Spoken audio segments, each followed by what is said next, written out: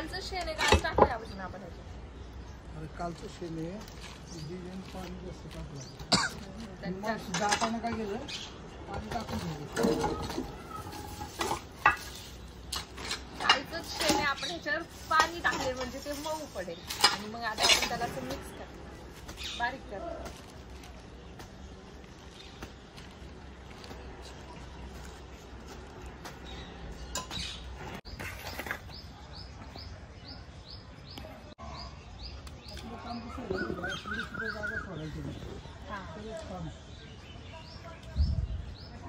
आज मळलंय का मळत राहायचं शेण? कालच्या गॅसच गोळा करला. हा पण काल ती मळलंच नव्हतं ना मी. नाही असं असं कर ना रे बाळा, असं असं कर. दिवस दुसरा.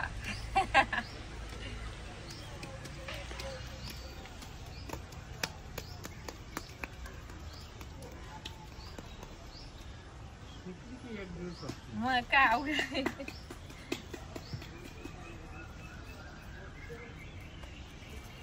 मला हा प्रश्न पडलाय, मला भरपूर जणांनी विचारलाय की मी छोट्या गौऱ्या का बनवते. तर ह्या छोट्या गौऱ्या आहेत त्या अग्निहोत्रासाठी आहे, ज्या की अग्नीमध्ये आपण होम किंवा हवन काय करतो त्याच्यामध्ये जाळतो, त्यासाठी छोट्या छोट्या गौऱ्या लागतात. आणि मोठ्या गौऱ्या बघा तिकडे त्या तशा. माझा एक्सपिरियन्स जास्त नाही म्हणून मला छोटे छोटे करायला लावले, म्हणून मी छोट्या छोट्या गौऱ्या थापते. गायचं महत्व तर सांगायची गरज नाहीये, पण त्याच्या शेणापासून काय महत्व हे मी तुम्हाला सांगते. तुम्ही जर माझा पहिला व्हिडिओ बघितला असेल गायचा तर तुम्हाला माहिती असेल, पण नसेल माहिती तर ऐकून घ्या.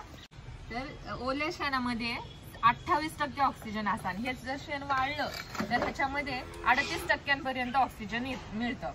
आणि आपण हे जेव्हा शेण वाळतो ह्याच्या गौऱ्या करतो आणि हे चुलीत जाळतो तर त्याच्यामध्ये जवळजवळ 48% संध्याकाळी एकदा जर जाळलं तर ते 28% घरात राहणार आहे. हा म्हणजे आणि आपण जेव्हा जुनी लोक आधी चुलीत गौऱ्या जाळायचे, चूल पेटवण्यासाठी गौऱ्याचा उपयोग करायचे, तर तेव्हा जवळजवळ वातावरणामध्ये 48% ऑक्सिजन रिलीज व्हायचा. त्याच्यामुळे वातावरण म्हणजे ऑक्सिजनची कमतरता व्हायची नाही. त्यांना कसलेच आजकाल जे रोग बघायला मिळतात ते रोग पण त्यांना व्हायचे नाही.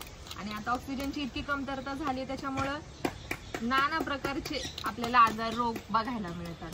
आणि हेच जर का आपण होम हवन करतो तेव्हा ना शुद्ध गायच्या तुपासोबत आपण गौऱ्या जाळत असतो, तर तेव्हा त्या गायच्या तुपासोबत जाळलेल्या गौऱ्यांमधून जवळजवळ 60% ऑक्सिजन वातावरणामध्ये पसरतो. तर बघा गायचं आणि सनातन धर्माचं किती महत्व आहे आपल्या एन्व्हायरमेंटसाठी.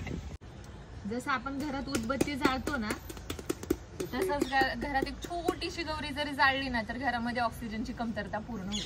आणि शेण हे अँटीबायोटिक आहे. आधी लोक सारवण्यासाठी यूज करायचे शेण. आणि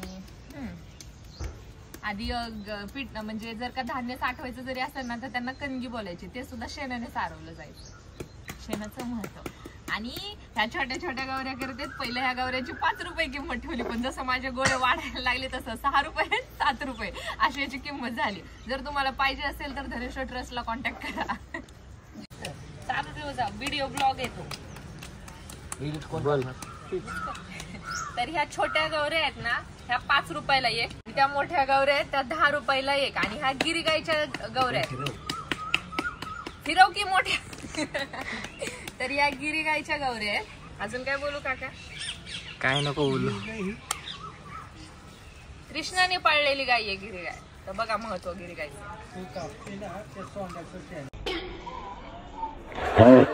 सोंग्या म्हणजे आमचा गंगाराम बरं का.